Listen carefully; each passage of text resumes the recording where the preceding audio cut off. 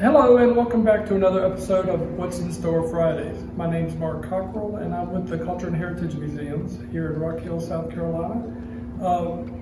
Part of our mission is we would like to keep you informed, we would like to educate you. So we have a lot of books on the online store as well as in the gift shop. And we do have some really good informative books. I'm going to show you a couple of those books today. Beginning with the Peterson, this is a field guide. They call it a first guide because it's a really good book for young students. It has a lot of information on tons of insects, great images. You have swallowtails in there as well. But this is a great information book. Next we have the Secret Lives of Backyard Bugs. This gives you all the fun information about bugs that I'm sure you've been questioning. Why they do this, why they do that, where are they, how does a lightning bug work?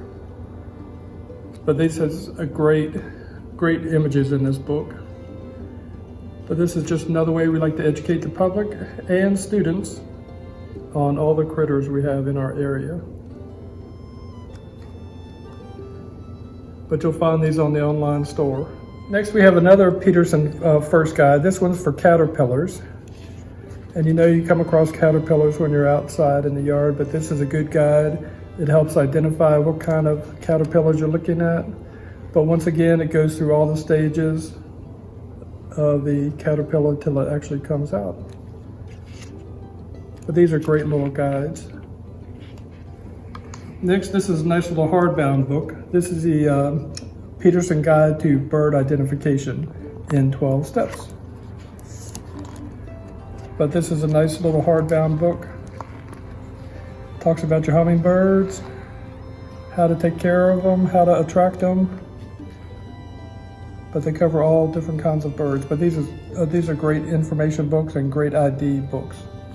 And lastly, you need to have some fun. So this is the Carolina Whitewater, a paddler's guide to the Western Carolinas. But we have a lot of whitewater rapids in the Carolinas, and this is a guide. Tells you different levels of the water. It covers all the different rivers, Slick Rock Creek, but it's just packed full of information. But it gives you a description, it gauges the rapids for you, it tells you what class they're in, gives you instructions and directions how to get there. And then lastly, we do have a lot more books, but this is just a sampling. This is one's for the Peterson Field Guide for butterflies. But once again, just great visuals, great descriptions, how to identify them.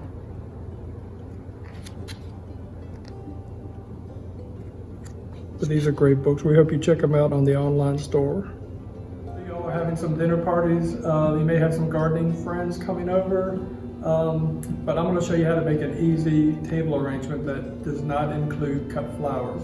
It's really easy. At the end of the night, you can hand out, you can bring it down and give it away as party favors. What we're going to do is we're going to use these plants. You want to go get small plants that you're going to put in the garden anyway. Just buy some extra ones.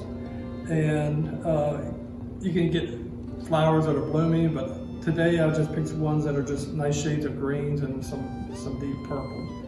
But what you want to do is find a container that you want to use for your centerpiece. You can use like a punch bowl, a deep basket, any kind of container that you're going to put these little pots in.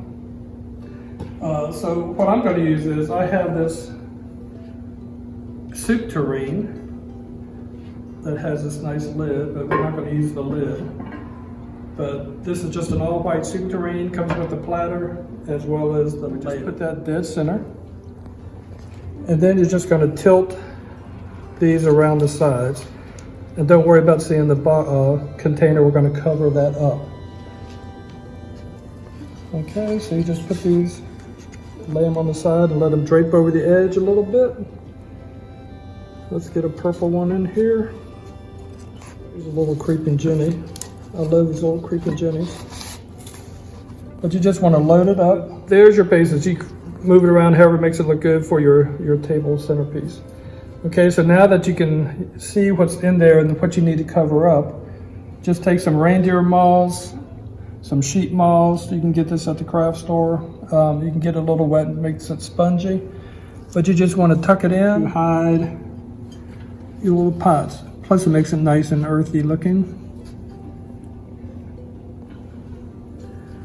But even in the pot if you want. But this is really easy. And you know, it's best to put this together in the kitchen and then you can just walk it into the dining room. You are going to have some gaps, but you want to make sure you fill them in to make it look nice and lush. And you want to try to hide all the little lips of the containers. Put a little bit of moss in the bottom. And then you can take a little clipping of something, one of your plants, and just put it in there with it. And that just sort of adds to the depthness and the richness of your arrangement. Okay, so once you have your arrangement done, if you want to embellish, you can use some ivy or some kind of vine if you just want to extend your arrangement a little bit. But you just have to lay this around the edge. You have this little bird here. We used to sell these. I need to get some more of these guys in. But this is all it is a little bud vase that you can stick some, any kind of little green in it. Okay, so I hope you'll try making this at home. It really is a nice, lush little arrangement you can make. And at the end of the evening, just break it down and give everybody a plant to take home. So I hope you'll join us next time on What's in Store Fridays. Again, we have the online store at chmuseums.myshopify.com, and I hope while you're there you'll visit the museum blog as well and leave a comment and tell us how it came out. But we'll see you next time on What's in Store Fridays.